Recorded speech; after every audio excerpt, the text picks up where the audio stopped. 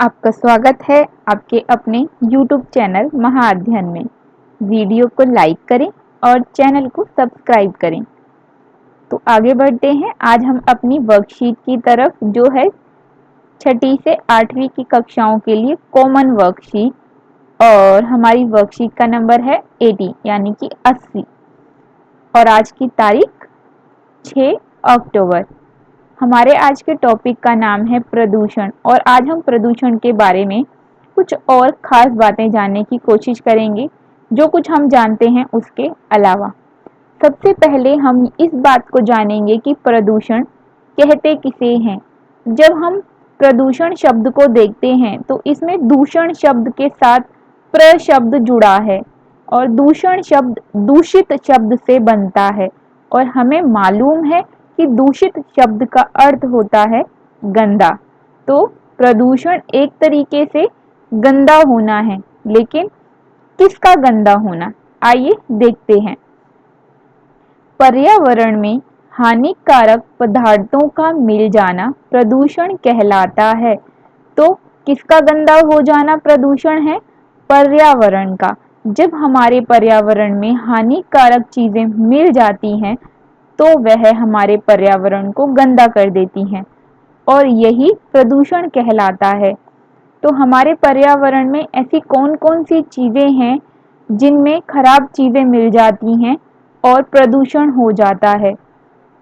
तो भूमि यानी कि हमारी जमीन, हमारा जल यानी पानी, हमारी हवा, ये सभी वो चीजें हैं जो पर्यावरण में शामिल हैं, और मानवीय क्रियाओं के कारण यानी कि हमारी जो भी गतिविधियां होती हैं उनमें से कुछ के कारण खराब हो जाती हैं या गंदी हो जाती हैं। देखिए, मैंने अभी अभी आपको बोला था ना, दूषित का मतलब होता है गंदा। देखिए यहाँ पर लिखा भी है कि यह भूमि, जल और वायु को गंदा करता है और उन्हें उपयोग के लिए असुरक्षित या अनुपयुक्त बनाता है। अनुपयुक्त का मतलब क्या होता है?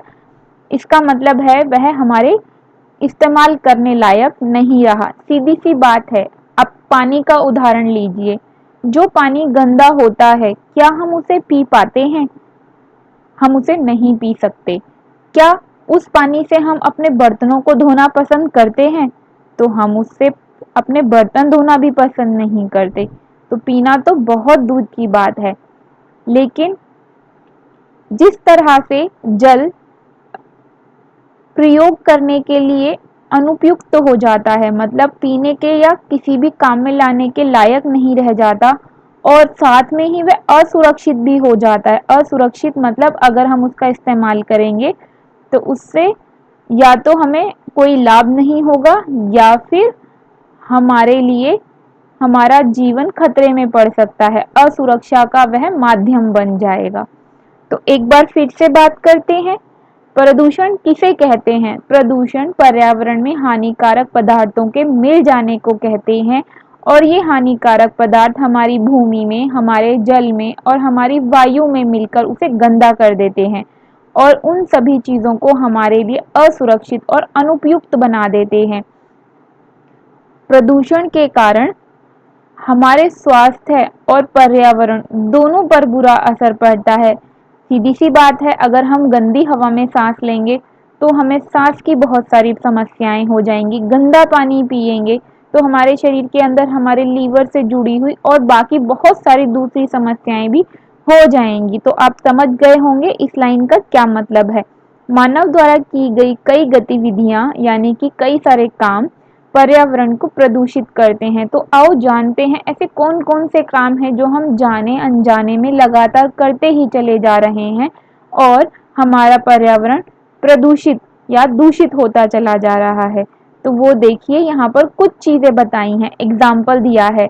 हमारे वाहनों से और कारखानों से दोनों से धुआं निकलता है, और ये धुआं हमारी वायु में मिल जाता है। इस तरह वायु प्रदूषण होता है। क्या आपको पता है कि प्रदूषण के मुख्य प्रकार कौन से हैं? तो आइए देखते हैं हमारे पास प्रदूषण के कौन कौन से मुख्य प्रकार हैं। तो अभी अभी हमने वायु प्रदूषण के बारे में तो पढ़ा ही, साथ में अभी हमने जल प्रदूषण का भी जिक्र किया, और साथ में अब हम यहाँ पर भूमि प्रदूषण की भी बात कर रहे हैं, जिसका जिक्र ऊपर भी किया गया था। भूमि प्रदूषण किस तरह होता है?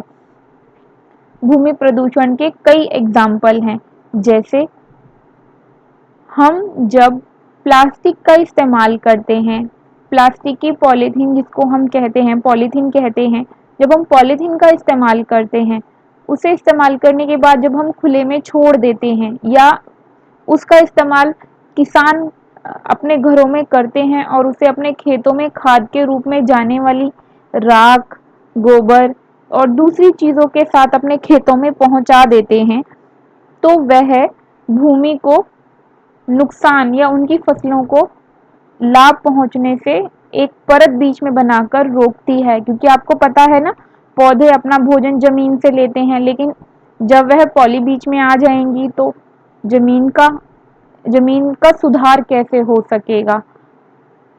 तो हम बात कर रहे हैं भूमि प्रदूषण की। तो प्लास्टिक दूसरे भी बहुत सारे तरीकों से भूमि को नुकसान पहुंचाती है। इसके अलावा जब हम अपने फ़ोन का इस्तेमाल करते हैं और ख़राब हो जाने पर उसकी बैटरी को इधर उधर फेंक देते हैं, अगर हम उसे भूमि पर खुला छोड़ देते हैं तो वह भी हमारी भूमि को नुकसान पहुंचाती है। और इसके अलावा और भी बहुत सारे उदाहरण हैं। तो आप समझ गए होंगे कि भूमि प्रदूषण क्या है। अब है ध्वनि प्रदूषण। ज़रूरत से ज़्यादा जो ये शोर हम करते हैं या हमारे आसपास जो शोर होता है, उसे हम ध्वनि प्रदूषण कहते हैं। जैसे जब कारखानों में मशीनें चलती हैं, उनसे निकलने वाली आवाज़। इसके अलावा बहुत तेज़ आवाज़ में जब हम रेडियो, टेलीविज़न जैसी चीज़ों का इस्तेमाल करते हैं या वाहनों से निकलने वाली आवाज़, ये सभी ध्वनि प्रदूषण का कारण है। तो आइए आगे बढ़ते हैं। देखें तो सही आज हमने क्या सीखा। आपको निम्नलिखित प्रश्नों के उत्तर देने हैं और यहाँ पर हमें सिर्फ इतना करना है, चित्र दिए गए हैं और हमें पहचान करनी है कि ये चित्र कौन से प्रकार के प्रदूषण की बात कर रहा है। जब आप पहला चित्र देखते हैं तो इस चित्र को हम जब देख रहे हैं तो इसमें गाड़ियां हैं, उनसे धुआं निकल रहा है। चिमनियां हैं, कारखानों की चिमनियां होती हैं, कारखानों की चिमनियों से धुआं निकल रहा है और ये सारा धुआं किस में मिल रहा है? वायु में मिल रहा है। तो यहाँ पर कौन सा प्रदूषण हुआ? बिल्कुल सही, वायु प्रदूषण। तो चलिए आगे बढ़ते हैं। अब हम यहाँ पर देख रहे हैं ट्रेन की आवाज़ हो रही है और स्टेशन पे लगे हुए जो माइक होते हैं उनकी भी आवाज़ हो रही है।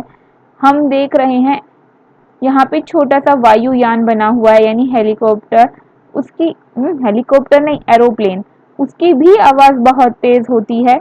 गाड़ियाँ बनी हुई हैं छोटी छोटी बैकग्राउंड में, यहाँ पर देखिए इनकी भी आवाज़ हो रही है और एक आदमी ने अपने कानों पर हाथ रखा हुआ है। तो ये कौन सा प्रदूषण है? जो प्रदूषण आवाज़ के कारण होता है वह है ध्वनि प्रदूषण। तो चलो आगे बढ़ते हैं। यहाँ पर हम देख रहे हैं एक पाइप है और इस पाइप से गंदा पानी निकलकर समुद्र के या नदी के पानी में मिल रहा है, जिससे हमारा साफ पानी गंदा हो गया। तो कौन सा प्रदूषण हुआ? बिल्कुल सही, आप सही सोच रहे हैं, यहाँ पर हुआ जल प्रदूषण। तो आगे बढ़ते हैं। अब हम यहाँ देख रहे हैं कि क्रेन के थ्रू यानी क्रेन के जरिए से गंदी चीज़ों को या गंदगी को जमीन पर फेंका जा रहा है और इस तरह से जो जमीन है वो गंदी हो रही है। इस कूड़े करकट में प्लास्टिक जैसी और दूसरी और बहुत सारी हानिकारक चीज़ें हैं, जिससे हमें ये पता चलता है कि यहाँ पर हो रहा है भूमि प्रदूषण। तो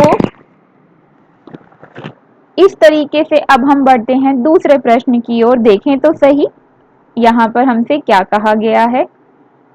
अपने परिवार के सदस्यों के साथ दिल्ली में वायु प्रदूषण के कारण पर चर्चा करनी है हमें और इसे कम करने के कुछ तरीके खोजने हैं। वैसे तो इस प्रश्न का उत्तर आपको खुद अपने परिवार के सदस्यों के साथ डिस्कस करके फिर लिखना चाहिए, लेकिन अब क्योंकि आप और हम एक परिवार जैसे ही हैं, तो मैंने आपके लिए यहाँ पर एक उत्तर लिख दिया है। आप उस उत्तर में और चीज़ें जोड़ना चाहें तो जोड़ सकते हैं। तो वायु प्रदूषण के मुख्य कारण है वाहनों से निकलने वाला धुआं, औद्योगिक इकाई यानी कि फैक्ट्रियां और उद्योगों से निकलने वाला धुआं। और इसे हम कम कैसे कर सकते हैं? तो इसे कम करने के हमारे पास दो तरीके हैं। वाहनों से निकलने वाले धुएं पर कंट्रोल करने के लिए, नियंत्रण करने के लिए हम सीएनजी वाले वाहनों का प्रयोग कर सकते हैं।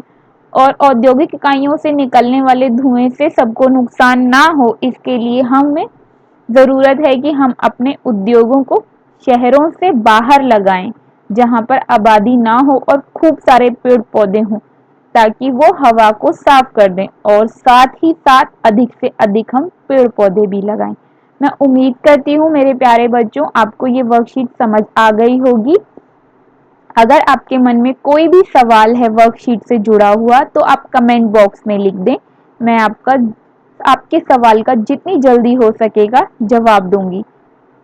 आप इस वर्कशीट को शेयर करें अपने दोस्तों के साथ। वीडियो के नीचे शेयर का ऑप्शन होता है, उसके ज़रिए से आप इसे अपने दोस्तों के साथ साझा कर सकते हैं, ताकि वो भी आसानी से काम कर लें। और अगर आपने अभी तक चैनल को सब्सक्राइब नहीं किया है, तो मेरे प्यारे बच्चों, आपकी वीडियो के नीचे जो रेड कलर का निशान है उस पर क्लिक कर दें। ये सिर्फ एक ही बार करना है। उसके बाद आपको बेल आइकन को दबाने से हमारी वीडियो जब भी डलेगी उसका नोटिफिकेशन आपके पास पहुंच जाएगा। आपको वीडियो अच्छी लगी हो तो प्लीज़ लाइक करना बिल्कुल भी ना भूलें। इतना तो आप हमारे लिए कर ही सकते हैं। वीडियो को देखने के लिए थैंक यू।